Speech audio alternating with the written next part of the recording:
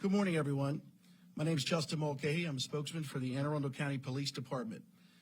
Joining me today are Anne Arundel County Chief of Police Amal Awad, FBI Baltimore Field Office Special Agent in Charge William J. Delbano, FBI Baltimore Special Agent Jonathan Schaefer, and Anne Arundel County Homicide Detective Vincent Carbonero. I'd like to thank everyone for joining us today and via our live stream. We're here today to discuss the homicide that occurred back on April 12th, 2015. It's a homicide investigation of the victim, Palak Patel, at the Dunkin Donuts on Arundel Mills Boulevard in Hanover. Tomorrow marks 10 years since her murder. Palak wed Bhadreshkumar Patel in India in 2013. While in India, their marriage flourished. They came to the United States on visas, and Palak remained very close with her family back in India. She believed that their stay in the United States had concluded as their visas had expired, and she had plans to return to India to rejoin her family. However, at that time, Bhadreshkumar had no intention of returning to India, which caused friction between the couple. On the night of Sunday, April 12th, 2015, Palak and Bhadreshkumar were working at the Dunkin Donuts that we just mentioned on Arundel Mills Boulevard in Hanover. During their shift at the Dunkin Donuts, Palak was on the phone with her family planning her return to India. Bhadreshkumar became enraged and fatally attacked Palak that night. To evade law enforcement and responsibility for his wife's murder, Bhadreshkumar went back to his residence, collected his belongings, left taking a cab to Newark, New Jersey.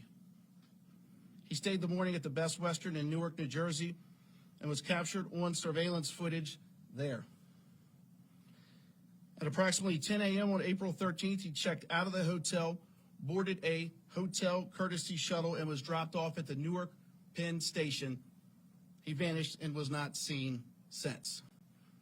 At this time, I'm going to have the chief come forward to say a few remarks. Chief? Thank you, Justin. Good morning, everyone. My name is Amal Awad. I serve as Chief of Police for the Anne Arundel County Police Department. I just want to begin by thanking the members of the media joining us today to rather assist us with reaching anyone who has information related to the murder of Palak Patel. The suspect, her husband, as we know, Bhadreshkumar Patel, is one of the Federal Bureau of Investigation's 10 most wanted fugitives. And as we approach the 10-year anniversary of the murder of Palak Patel tomorrow, we want to share a glimpse of who she was as a human being in her short time with us on this earth. Palak was young, however, she was mature beyond her 21 years and was personally and professionally driven to build a life and a future with her husband, who would ultimately betray her, taking her life. Although Palak was in the process of pursuing her master's degree in commerce, she absolutely adored children. Her love for children fueled her desire to one day become a teacher and make a difference in the lives of young people. Palak was described as the most caring and kind person by all who knew and loved her. She also dreamed of becoming a mother and one day having children of her own to love, to nurture, and to rear. She was known by her coworkers as a hard worker who committed to working long 12-hour shifts 7 days a week at the Dunkin Donuts. They too described her as kind and sweet in her interactions with them and with customers who visited and patronized the business. A faithful and dedicated daughter, Palak assumed much responsibility, caring and providing for her family, both here in the United States and back home in India. She had tremendous love for her family, her mother, her father, and her brother, all back home in India. Just 3 weeks prior to her brutal and gruesome murder, her family traveled from India to the United States to visit with her. One thing that was evident to her family, Palak was extremely homesick and wanted to return home. Both she and her husband's visas had expired recently, and she was ready to return to India. However, her husband adamantly expressed no interest to return. Palak should have felt safe with her husband, who worked the night shift alongside her. But on that fateful night, on April 12, 2015, in a harrowing moment of rage, that veil of safety quickly turned into an evil, murderous attack at the hands of her husband, the one who was supposed to love her and protect her. Every dream, every aspiration Palak envisioned for herself and her family and her future were shattered in that instant. A beautiful life stolen, a woman violently beaten and murdered in one of the most heinous, gruesome acts of domestic violence. Everything was taken from Palak and her family in that moment. However, her light will continue to shine brightly as we remain focused on this case in particular, hopeful to one day bring some semblance of closure and peace to her family. Over the past 10 years, through our partnership with the FBI's Baltimore field office, we've worked tirelessly to locate Bhadreshkumar Patel. Our detectives' collaborative investigative efforts have filled in some of the gaps, yet this unprovoked attack has left us with so many unanswered questions, and we're hoping that someone out there knows something and will come forward and help us. Our focus is not only on locating Palak's killer, but also understanding the circumstances that led to her tragic murder. Palak's strong bond with her family was unwavering, and they've been left devastated and heartbroken. Our investigators maintain frequent contact with her family to ensure they remain updated on this case. And her families provided substantial support throughout this investigation, and we thank them. Palak was a thriving member of our community, and we will not give up on our search for her killer, nor will we give up on our pursuit for justice for Palak. We'd also like to thank our FBI partners who steadfastly assisted us from the very beginning of this case. The FBI's expansive reach continues to enhance our ability to utilize federal resources beyond jurisdictional boundaries. So again, we thank you for your continued partnership.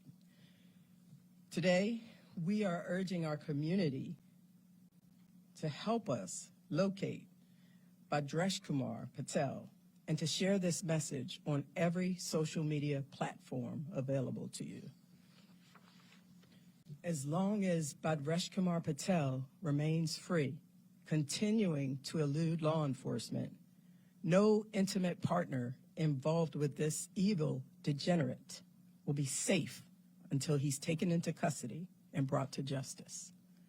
At this point, I thank you, and I'll turn the microphone over to the SAC of the Baltimore field office, William 𝘍𝘢𝘍𝑢𝑚.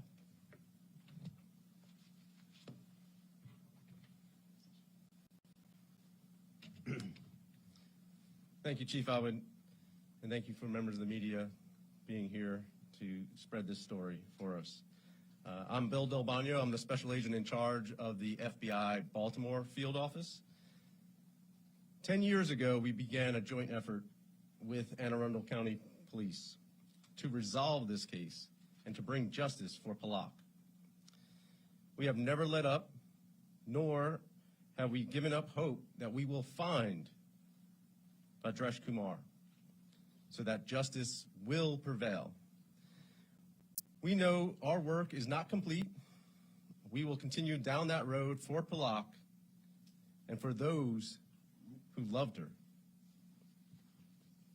In 2017, Bhadreshkumar Patel was placed on the FBI's top most wanted fugitives list.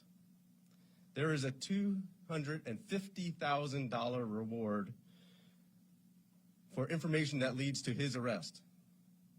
The FBI has received numerous tips from the community. All of those tips have been investigated. We thank the community for that information. that they provided so far, and we encourage you to continue to provide information. I'd also like to thank Anne Arundel County Police Department for their strong partnership and the dedication that they've given to this case. The FBI pledges to keep doing all we can to bring justice for Palak. Thank you.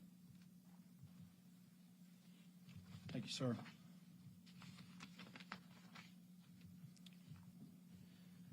So you may be wondering how you can help in a situation like this. In this investigation, there are going to be some missing pieces. However, we know that you can help to provide those and fill things in for investigators. We hope to put together a more complete picture of what happened as we seek justice for Palak. We're appealing to everyone who may have had interactions or relationships with Palak and/or Bhadreshkumar, whether you interacted with them at that Dunkin Donuts, local food establishments, or anywhere in the Hanover area. We're asking you to contact investigators and come forward with information.